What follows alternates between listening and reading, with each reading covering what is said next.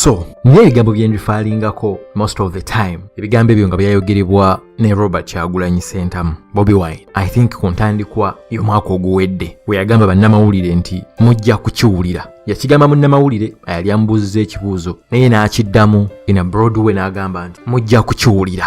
Ekigambo ekyo tekyali directed ku bannamawulire bokka wabula kyali kiri directed ku ffenna ng'Abannayuganda abagala enkyukakyuka ba oppressor n'abo abali oppressed. Naye ng'ekigambo ekyo yakiddamu bannamawulire mujja kukiwulira. I'm very sure mwenna mumanyi ekyatuuse ku bannamawulire abasatu aba Baaba TV. Mulimu omukyala tali very known naye ng'ababiri bali very known era nga babadde beekoledde erinnya mu kuvvoola abantu abaagala enkyukakyuka nga most of the time battles babadde bazidirectinga directly ewa Bobi Wine, aboogezi b'ekibiina kya NUP n'abawagizi b'enkyukakyuka ddala abo aba People Power ne National Unity Platform. Abasajja bano njogera ku Simon Muyanga Lutaaya waliwo n'omulala gwe bayita Kungu. Babadde beekoledde erinnya nga bakoze shows eziri actually popular naye nga shows zaabwe zibikaminze popular kudimiininga abantu abaagala enkyukakyuka okuvvoola n'abakulembeze baffe. Senga balina copyright nandilese clip z'abo abasajja babiri.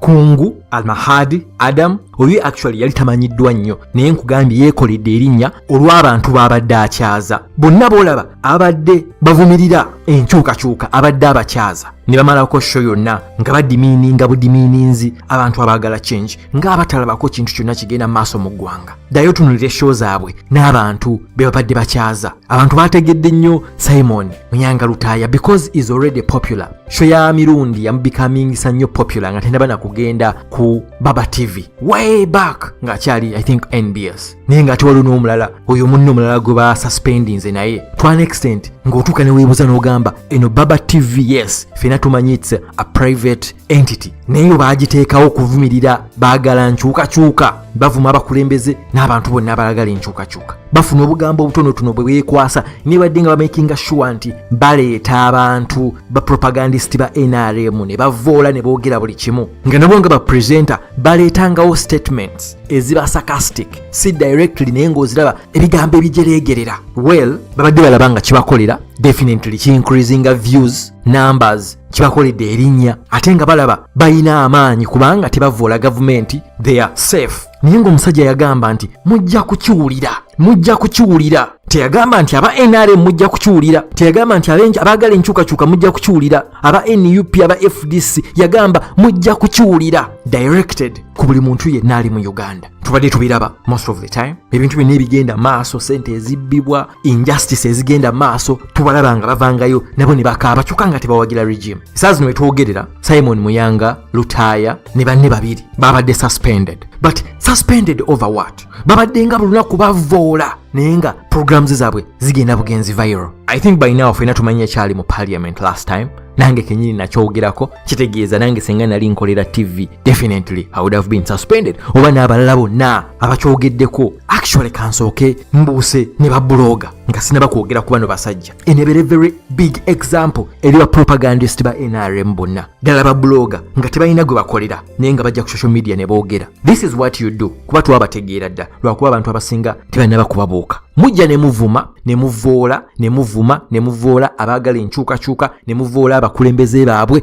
ne mulaba ng'oluusi mukikoze nnyo nga numbers zitandise okuseebengerera. What you do nga mulinda ka topic akajja nga katrendinga wadde nga kakuba gavumenti kakuba regime ne mujja ne mukalipira ne mbeera nga abalwanirira bano abantu ng'ate ebbanga lyonna nga mbadde mubiwagira bano abantu bakola naye kakati nga mulaba numbers zigenze mukwata ka topic ne mujja ate ne mutandika okunenya abantu abo. You are in for it. Lwaki tebaagala kwogerebwako kubana abayina emirimu obalaba bo baba suspendinze mwe bagenda kubakolera ki nga tebalina mirimu gye banaabagoba mwe. You are in for it. Mujja kumalira nammwe nga muli makobera. You might take the threats lightly but since these people tebalina basobola kubanyigira mujja kumala nga muli makomera. Mwebuuze mugambe ffe tubadde tuwagira gavumenti kate batusibira ki kate lwaki batuthreateninga. Tebaagala kuboogerako. Woba osazeewo kugenda kweyo lootu baagala osigalire eddala eyo oba kibi oba kirungi gwefuukira ddala musiru. That's why you paid to be useful idiots. Tebaagala ogeziweliremu ddala, baagala obanga oli akasente kaabwe ofuukire ddala musiru. The problem okufuukira ddala omusiru, ennamba ziggwayo, ayina ennamba ennyingi ennyo, views ennyingi ennyo, ogenda okulaba zisebengerera. Kati akolyako mbadde mukakozesa nnyo nga mulaba zisebengerera, ne mujja ati ne mulipira ekintu abantu kye baagala okuwulira, ne mukuba ne mulaba ng'ennamba zizzeeyo, ate ne muddayo ku mulamwa gwammwe ogw'okuvoola abantu abaagala enkyukakyuka n'abakulembeze baabwe. Nammwe neegenda kubeera lesoni nti mukyakikola for now, kubanga they don't have a way to get you. Nga olaba bafuna bano ba journalist, they will find a solution for you. Nkyogedde lwaleero January 28, 2023, mujja kukiraba. It's soon coming for you. Bano, they have a way to get them. Nga olaba kati bayogeddeko and they were all suspended. But suspended over what? Babadde nga bavoola, nga boogera ebigambo, nga baleeta obusajja obuvumirira, nga bawagira, nga babasasula busasuzi musaala, nga they are becoming more famous every day. Bayogeddeko boogezi, naye ate ne bayogeddeko si ebiri awo eby'amaanyi nnyo nti bibi, naye bali abasajja tebaagala kuboogererako ddala. Wali kati oyo speaker, you want to become stupid, baagala osigalireyo ddala eyo obeere nga tolina ky'olaba. So we all know what happened in parliament, nti almost okuva we baalonda ba speaker parliament yalinga ejjudde, twali tetunaba kuddamu kulaba parliament ejjudde nga gye twalaba last week. Yonna ng'ejjudde, niyo oleeta issues, simanyi oyogere ku NSSF, oyogere ku injustices, oyongere ku torture, abductions, sente ezibbibwa. Parliament almost ebeera nkalu. When the censuring Namuganza, parliament yajjula nga baagala agobebwe ku kifo ky'obwa minisita. Parliament yajjula era ba MP 348 ne balonda nti Namuganza agobebwe ave ku bwa minisita. Nga bannamawulire, because these three people, bannamawulire, oyo Kungu, Simon n'oyo omukyala, ne bavaayo. Simon yali ayogera mu Lusoga, teyavuula, teyavuma, wabula yakola just some sarcastic comments. N'agamba twagala okwebaza parliament ya Uganda ne bammembers bonna ku kye baakoze eri Namuganza. Ne bagamba mwebale nnyo kutukolera ku kino kye mwakoze, kye kyabadde ekizibu kya Uganda ekisingira ddala. Simon we yagamba nti Uganda yateredde kubanga ba MP bonna twabalabye nga bavuddeyo nga bazze okulwanira Uganda. Ekizibu kya Uganda ekisinga okuba ekinene nnyo kyawedde. Ate nga yali mutuufu kubanga abasajja balina okuteekawo embeera mu parliament, abaplaningira bana Uganda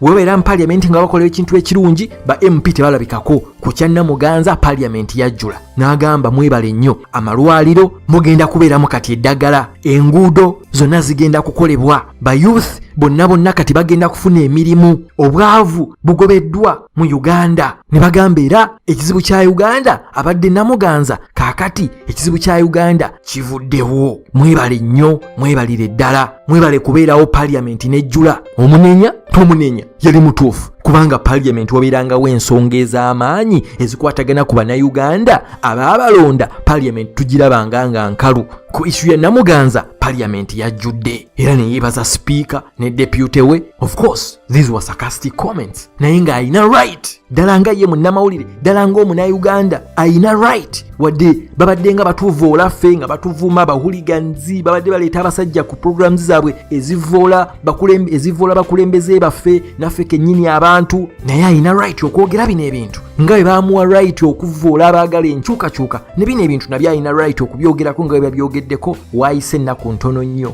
ng'agenda ku Twitter. Simon Muyanga Lutaaya ng'ali ku Twitter ng'agamba nti abadde suspended. Nze nabadde manyira Simon Muyanga Lutaaya yekka, namaze kusoma mu Daily Monitor n'endaba nti bonna nga bwe baali abasatu, ye ne Kungu n'omukyala bonna baali suspended. Nagenza okulaba ali ku Twitter, ali kwetondera parliament, ali kwetondera UCC, Uganda Communication Commission, ali kwetondera speaker wa parliament Anita Among, ali kwetondera Thomas Tayebwa deputy speaker, era ne yeetondera ne ba MP bonna. N'agamba ali suspended ku mulimu gwe olwa comments ze yakola. Naye nkiddamu ayina right, singa just munnamawulire, singa just omukozi w'oku TV, ayina right eyogere byabadde ayogera. Nga olaba babadde avoola abantu bonna abaagala enkyukakyuka, nga olaba babadde bavoola Bobi Wine, nga olaba babadde bavoola abantu abalala bonna, ayina right eyogere ebintu bino. Omusajja waagambira awo nti mujja kukiwulira kubanga engeri gye badde bavoola abantu abaagala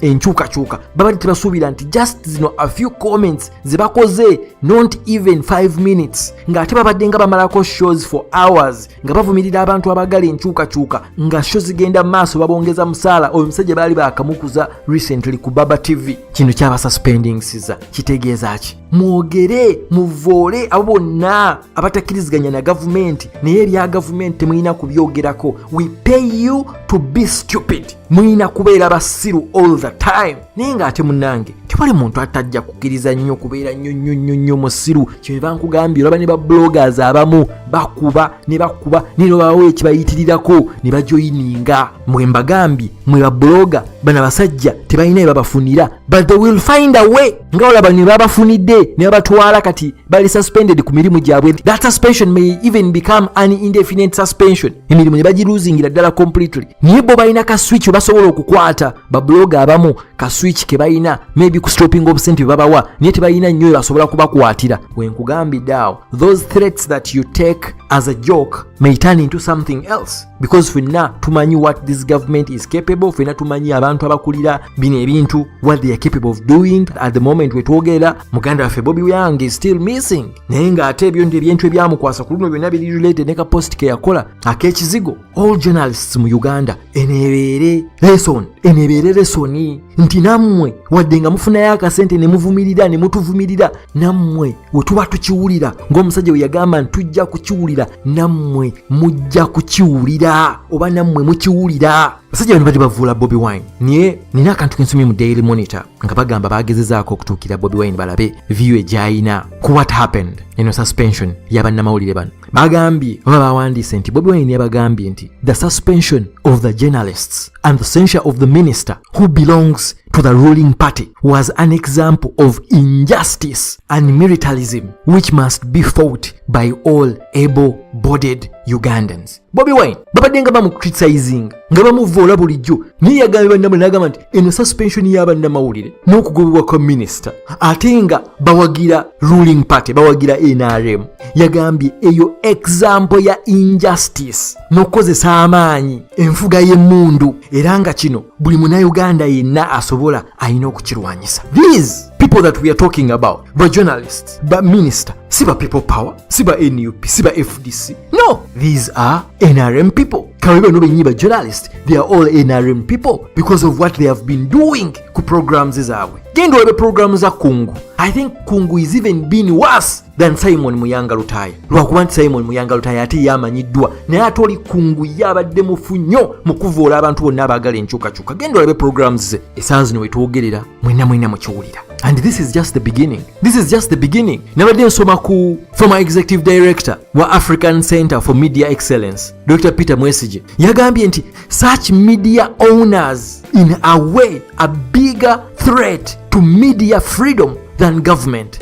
Nti abantu aba owninga kati nga Baaba TV they are bigger threat to media freedom n'okusinga government. N'abuuza what exactly was the offense. Musango ki gwe nnyini gwe babadde bakoze. You don't owe anybody an apology. You have the right to share your opinion. Clearly your employers have no backbone. Kitegeera niba owna ba Baaba TV nabo they are all puppets, useful idiots. Musango ki gwe bakoze era kino kikulaga lwaki mu program bonna badde bagenda maaso ku Baaba TV nga babuleka kubanga bwe bakolera ssente okuvoola Kyagulanyi n'abantu abalala. Yange n'agamba in fact such media owners are in a bigger way a threat to media freedom than the government. He tweeted. Yabadde tweet gye yakoze. So ba bloggers oba propagandists ba NRM tubalaba era tubamanyi mujja ne mukuba ne mutvola we mufunayo akantu akali awaka trendinga ne mujjanga abali ku side y'abantu ne mukomyawo numbers ne muvuma bali abasajja. Well,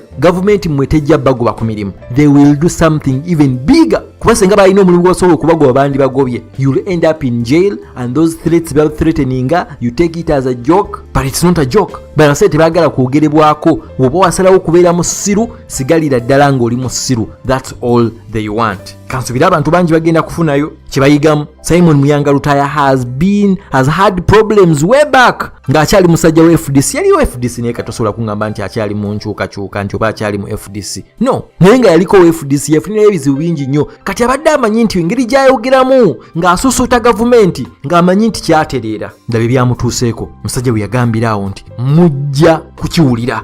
So, naye ebigambo bye ndifaalingako most of the time. Ebigambo ebyo nga byayogerebwa ne Robert Kyagulanyi Ssentamu, Bobi Wine. I think ku ntandikwa y'omwaka oguwedde we yagamba bannamawulire nti mujja kukiwulira. Yakigamba munnamawulire yali amubuuziza ekibuuzo naye n'akiddamu in a broad way n'agamba nti mujja kukiwulira. Ekigambo ekyo tekyali directed ku bannamawulire bokka wabula kyali kiri directed ku ffenna ng'abannayuganda abaagala enkyukakyuka, ba oppressor n'ababali oppressed. Naye ng'ekigambo ekyo yakiddamu bannamawulire mujja kukiwulira. I'm very sure mwenna mumanyi ekyatuuse ku bannamawulire abasatu aba Baaba TV. Mulimu omukyala tali very known naye ng'ababiri bali very known era nga babadde beekoledde erinnya mu kuvvoola abantu abaagala enkyukakyuka nga most of the time battles babadde bazidirectinga directly ewa Bobi Wine, aboogezi b'ekibiina kya NUP n'abawagizi b'enkyukakyuka ddala abo aba People Power ne National Unity Platform. Abasajja bano njogera ku Simon Muyanga Lutaaya waliwo n'omulala gwe bayita Kungu.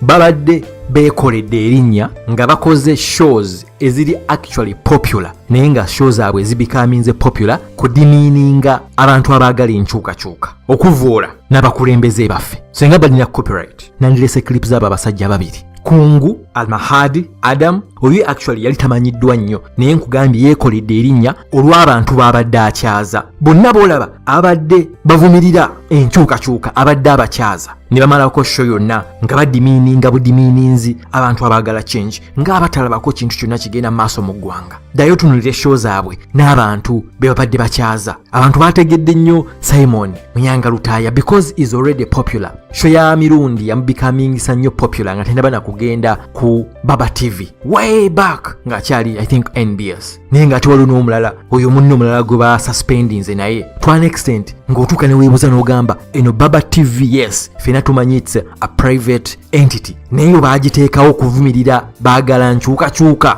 bavuma abakulembeze n'abantu bonna abalagala enkyukakyuka. Bafuna obugambo obutonotono bwe beekwasa ne badde nga bamakinga sure nti baleeta abantu bapropagandist ba NRM ne bavoola ne boogera buli kimu nga nabo nga bapresenter baleetangawo statements eziba sarcastic si directly naye ng'oziraba ebigambo ebijereegerera. Well, babadde balaba nga kibakolera definitely ki-increasinga views numbers kibakoledde erinnya ate nga balaba balina amaanyi kubanga tebavoola gavumenti they are safe. Naye ng'omusajja yagamba nti mujja kukiwulira. Teyagamba nti aba NRM mujja kukiwulira. Teyagamba nti abaagala enkyukakyuka mujja kukiwulira. Aba NUP aba FDC yagamba mujja kukiwulira. Directed ku buli muntu yenna ali mu Uganda. Tubadde tubiraba most of the time. Ebintu byonna ebigenda maaso, sente ezibbibwa, injustice ezigenda maaso, tubalaba nga bavangayo nabo ne bakaaba kyokka nga tebawagira regime. Esaazi zino wetwogerera Simon Muyanga Lutaaya ne banne babiri babadde suspended. But suspended over what? Babadde nga buli lunaku bavoola naye nga programs zaabwe zigenda bugenzi viral. I think by now fena tumanyi ekyali mu parliament last time. Nange kenyini nakyogerako kitegeeza nange senga nali nkolera TV definitely I would have been suspended. Oba n'abalala bonna abakyogeddeko actually kansooke mbuuse ne babloga nga sinaba kwogera ku bano basajja. In a very big example eri ba propagandist ba NRM bonna ddala babloga nga tebalina gwe bakolera naye nga bajja ku social media ne boogera. This is what you do kuba twabategeera dda lwakuba abantu abasinga tebalina bakubabuuka. Mujja ne muvuma ne muvoola abaagala enkyukakyuka ne muvoola abakulembeze baabwe ne mulaba ng'oluusi mukikoze nnyo nga numbers zitandise okuseebengerera. What you do nga mulinda ka topic akajja nga katrendinga wadde nga kakuba government kakuba regime ne mujja ne mukalipira. ne mbeera nga abalwanirira bano abantu ng'ate ebbanga lyonna nga mbadde mubiwagira bano abantu bakola naye kakati nga mulaba namba zigenze mukwata ka topiki ne mujja ate ne mutandika okunenya abantu abo. You are in for it. Lwaki tebaagala kwogerebwako kubana abayina emirimu obalaba bo baba suspendinze mwe bagenda kubakolera ki nga tebalina mirimu gye banaabagoba mwe. You are in for it. Mujja kumalira nammwe nga muli makobera. You might take the threats lightly but since these people tebalina bye basobola kubanyigira mujja kumala nga muli makomera. Mwebuuze mugambe ffe tubadde tuwagira gavumenti kaate batusibira ki kaate lwaki batuthreateninga. Tebaagala kuboogerako. Woba osazeewo kugenda kweyo luutu baagala osigalira eddala eyo oba kibi oba kirungi gwefuukira ddala mu ssiru. That's why you paid to be useful idiots. Tebaagala ogeziweliremu ddala baagala obanga oli akasente kaabwe ofuukire ddala mu ssiru. The problem okufuukira ddala omussiru ennamba ziggwayo. Ayina ennamba ennyingi ennyo views ennyingi ennyo ogenda okulaba zisebengerera kati akodi ako mbadde mukakozesa nnyo nga mulaba zisebengerera ne mujja ate ne mulippira ekintu abantu kye baagala okuwulira ne mukuba ne mulaba nga ennamba zizzeeyo ate ne muddayo ku mulamwa gwammwe ogw'okuvoola abantu abagala enkyukakyuka n'abakulembeze baabwe. Nammwe neegenda kubeera lesoni nti mukyakikola for now kubanga they don't have a way to get you nga olaba be bafuna bano ba journalist. They will find a solution for you. Nkyogedde lwaleero January 28, 2023 mujja kukiraba. It's soon coming for you. Bano they have a way to get them nga olaba kati bayogeddeko and they were all suspended. But suspended over what? Babadde nga bavoola nga boogera ebigambo nga baleeta obusajja obuvumirira nga bawagira nga babasasula busasuzi musaala nga they are becoming more famous every day. Bayogeddeko boogezi naye ate ne bayogeddeko si ebiri awo ebyamaanyi nnyo nti bibi naye bali abasajja tebaagala kuboogererako ddala. Wali kati oyo speaker you want to become stupid baagala osigalireyo ddala eyo obeere nga tolina kyolaba. So we all know what happened in parliament nti almost okuva bwe baalonda ba speaker parliament yalinga ejjudde twali tetunaba kuddamu kulaba parliament ejjudde nga gye twalaba last week. Yonna ng'ejjudde niye oleeta issues simanyi oyogere ku NSSF oyogere ku injustices oyongere ku torture abductions sente ezibbibwa parliament almost ebeera nkalu. When the censuring Namuganza parliament yajjula nga baagala agobebwe ku kifo ky'obwa minisita. Parliament yajjula era ba MP 348 ne balonda nti Namuganza agobebwe ave ku bwa minisita nga bannamawulire because these three people bannamawulire oyo Kungu Simon n'oyo omukyala ne bavaayo. Simon yali ayogera mu Lusoga teyavula teyavuma wabula yakola just some sarcastic comments n'agamba twagala okwebaza parliament ya Uganda ne ba members bonna ku kye baakoze eri Namuganza ne bagamba mwebale nnyo kutukolera ku kino kye mwakoze kye kyabadde ekizibu kya Uganda ekisingira ddala. Simon we yagamba nti Uganda yateredde kubanga ba MP bonna twabalabye nga bavuddeyo nga bazze okulwanira Uganda. Ekizibu kya Uganda ekisinga okuba ekinene nnyo kyawedde ate nga yali mutuufu kubanga abasajja balina okuteekawo embeera mu parliament abaplaningira bana Uganda webeera mu parliament nga bakola ekintu ekirungi ba MP tebalabikako. Ku kya Namuganza parliament yajjula n'agamba mwebale nnyo amalwaliro mugenda kubeeramu kati eddagala enguudo zonna zigenda kukolebwa ba youth bonna kati bagenda kufuna emirimu obwavu bugobeddwa mu Uganda. Ne bagamba era ekizibu kya Uganda abadde Namuganza kaakati ekizibu kya Uganda kivuddewo. Mwebale nnyo mwebalire ddala mwebale kubeerawo parliament nejjula. Omunenya tomunenya yali mutuufu kubanga parliament wabeerangawo ensonga ez'amaanyi ezikwatagana ku bannayuganda abaabalonda. Parliament tugirabanga nga nkalu. Ku issue ya Namuganza parliament yajjudde era ne yeebaza speaker ne deputy we. Of course these were sarcastic comments naye nga ayina right ddala nga ye munnamawulire ddala ng'omunnayuganda ayina right wadde babadde nga batuvoola ffe nga batuvuma bahuliganzi babadde baleeta abasajja ku programs zaabwe ezivoola